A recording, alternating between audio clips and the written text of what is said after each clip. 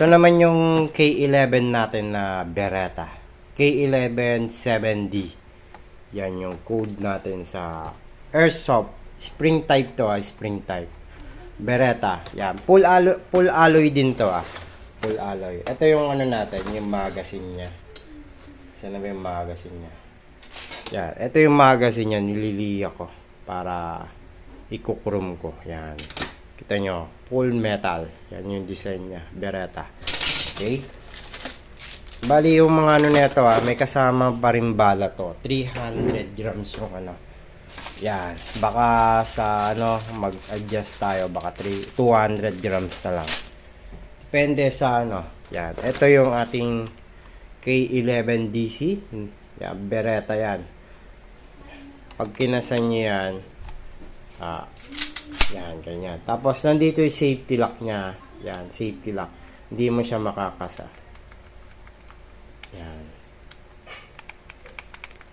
Okay, bali may gumagalaw din yung hammer niya. Okay, kikiluhin natin siya para makita niyo yung kilo natin. Yan.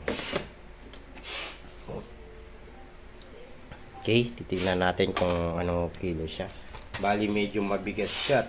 620 grams. Yan, medyo mabigat siya sa 1911 kanina na 45. Yan. Itatry natin siya muna. Bali, lagyan muna natin siya ng bala. Kung ilang peraso siya. Okay? Ito yung mga bala natin. Yung libre yan Yan. 1, 2, 3 4, 5, 6, 7, 8, 9, 10, 11, 12, 13. Okay, 13 na siya. Bali, bawasan natin siya. Bali, gawin natin 12 lang.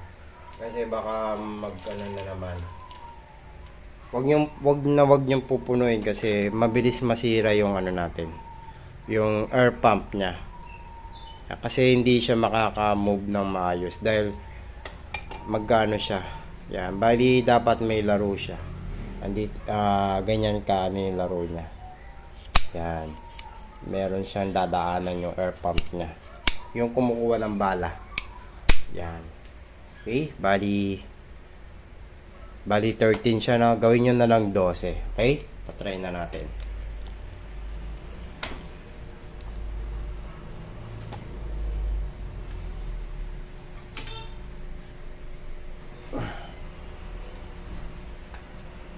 Okay, test fire natin siya. Tigas Medyo maliit yung sight nito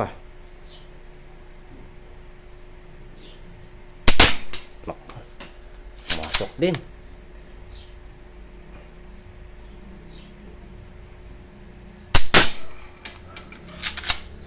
Nauna yung yung hammer mag-fire kaysa sa gatilyo.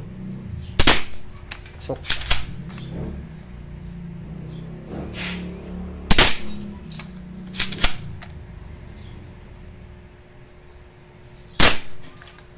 Medyo mahina to Mas malakas talaga yung K11 natin. Ay yung yung C2A. So masakit pa rin to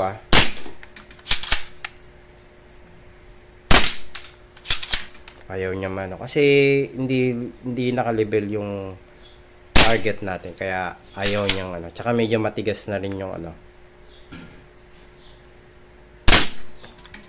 Perfect pa rin yung mga natin. Wala pa rin tayong mintis. Yung sight natin. Kakangawit. Okay.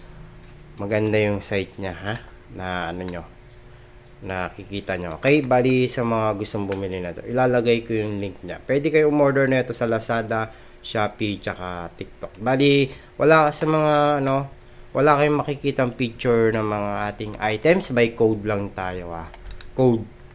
Tapos dun nyo lang i-order. Okay, thank you.